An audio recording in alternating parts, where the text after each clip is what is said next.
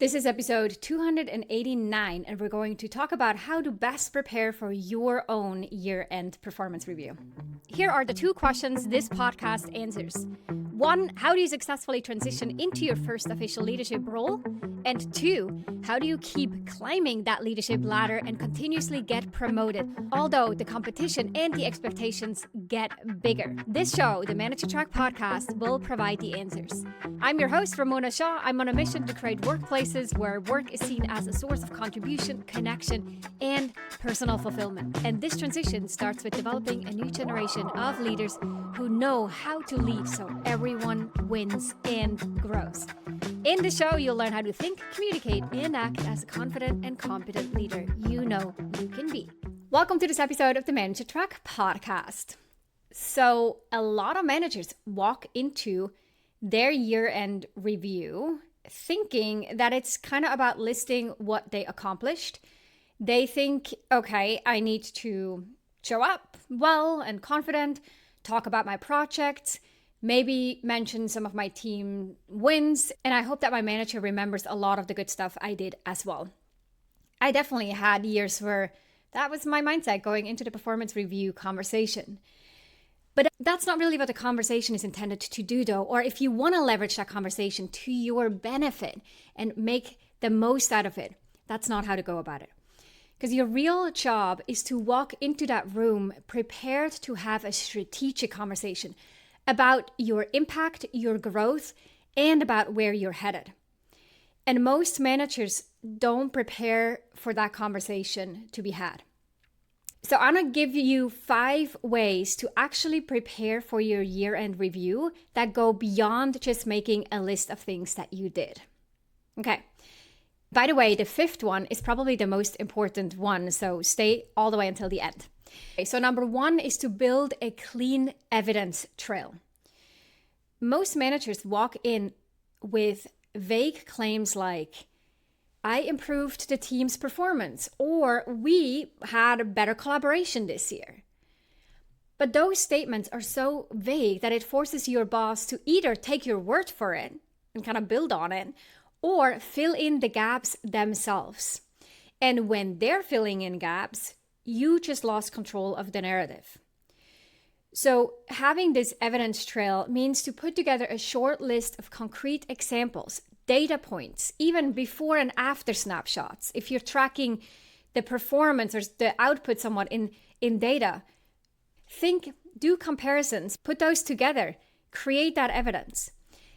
Think really about this in terms of proof.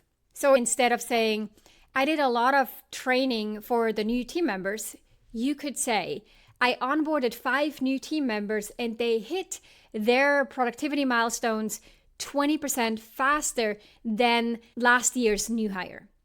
So you are not making claims, you're showing receipts. And the cleaner your evidence trail, the less your manager has to do the work of remembering or even validating what you accomplished. Because you bet, if you are up for a big bonus or a salary increase or a promotion or increased responsibility, that conversation will happen between your manager, their peer, their manager, or a group of people. And so your manager has to advocate for you. If you're giving them vague statements, it's going to be so much harder for your manager to do this. So make it easy for them to not just know about your impact, but see it really clearly with that evidence trail. So that was number 1. Number 2 is to create a story arc of your year instead of just creating a laundry list of things you've done. So a strong review conversation, in essence, has a narrative. It's not just here are the 15 things that I did, right? Again, that could go into a document that you could write and then pass on.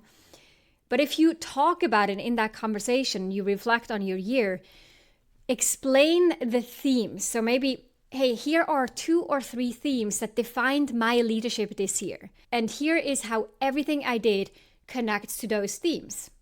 Maybe your year was about stabilizing a team going through a transition.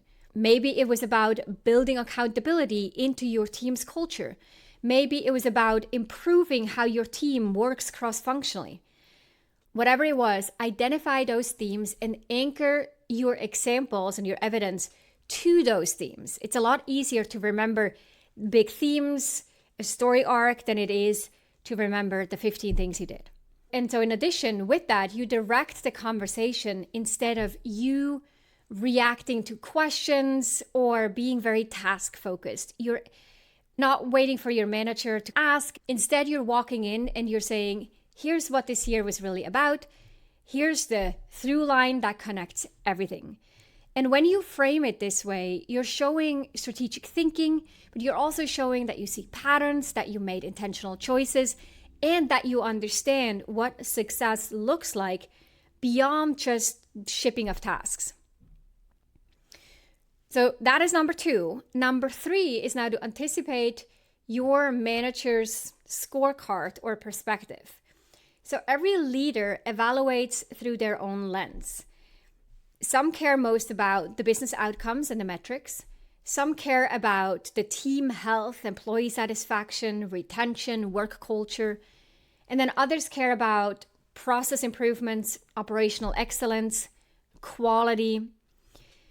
And if you don't know what lens your manager is looking through, it's likely that you're going to miss the mark. So identify their priorities and prepare your talking points for your year-end review through their criteria. And even if you don't fully agree with their emphasis, right, you can still tweak what you're saying so that you're making the point and you're attaching it to what they care about. So if your manager cares deeply about hitting deadlines and you spent the year focused on reducing, let's say, technical debt, you better connect the dots between the technical debt and, let's say, the future velocity of output.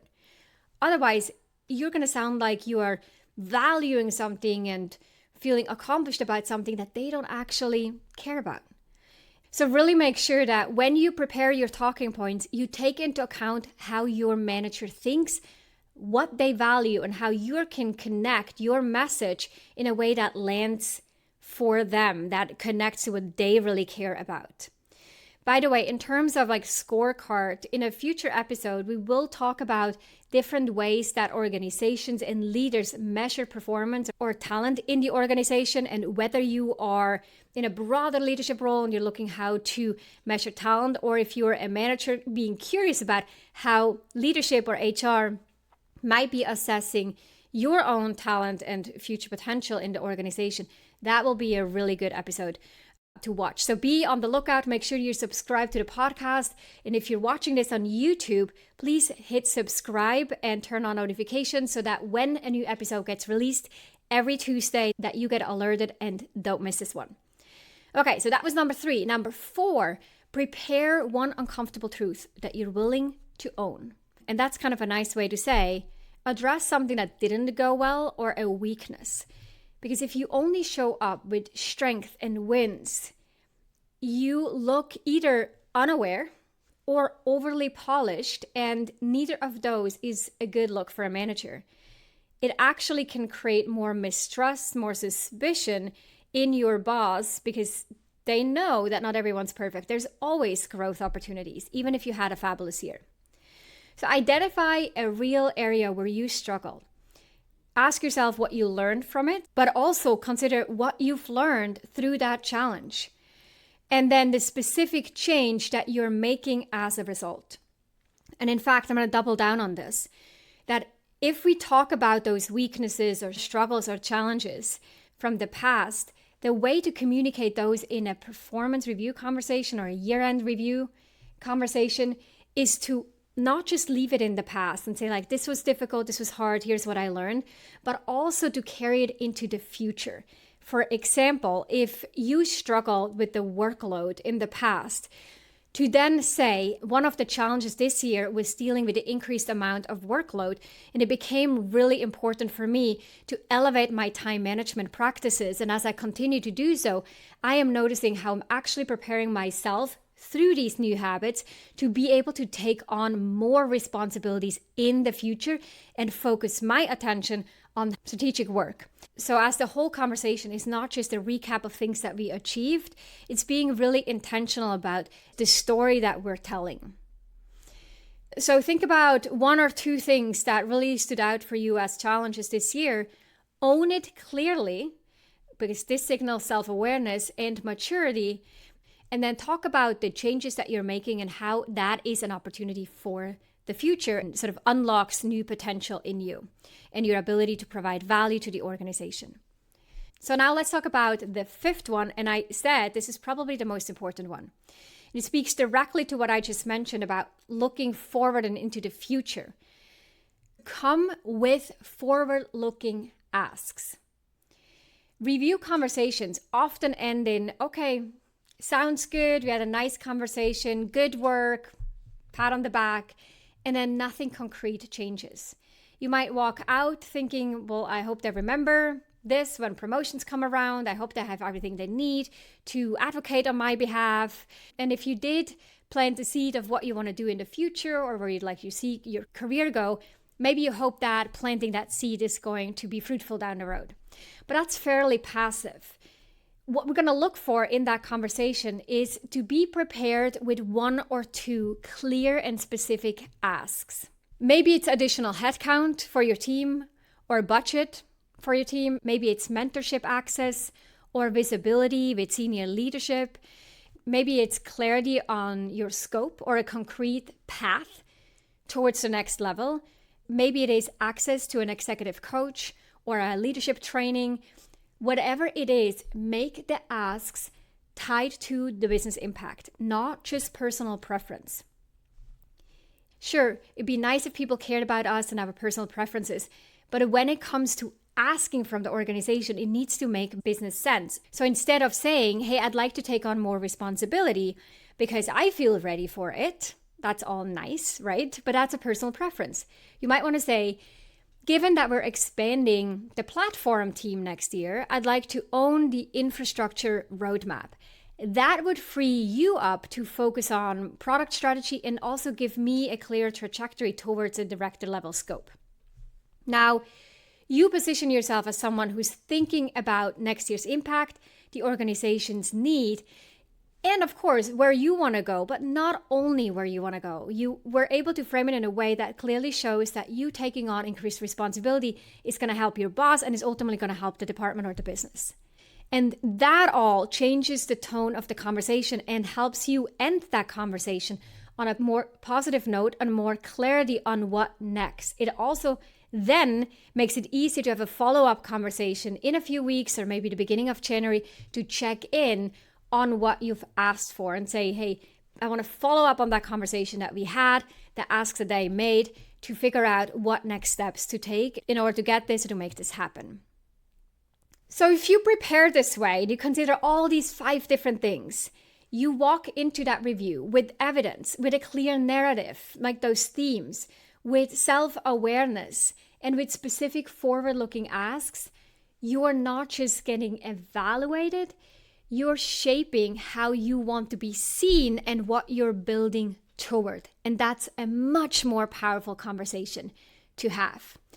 My hope is walking through these 5 ways to prepare will help you have a really productive and fruitful conversation with your manager in your year-end conversation or performance conversation.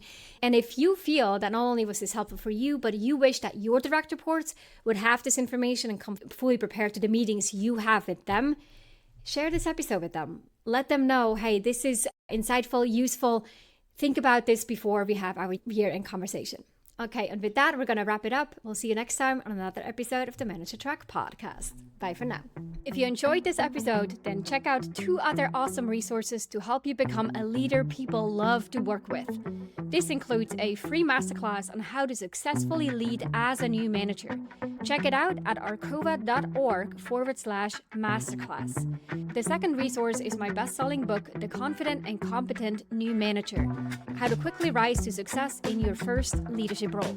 Check it out at arcova.org/books or head on over to Amazon and grab your copy there. You can find all those links in the show notes down below.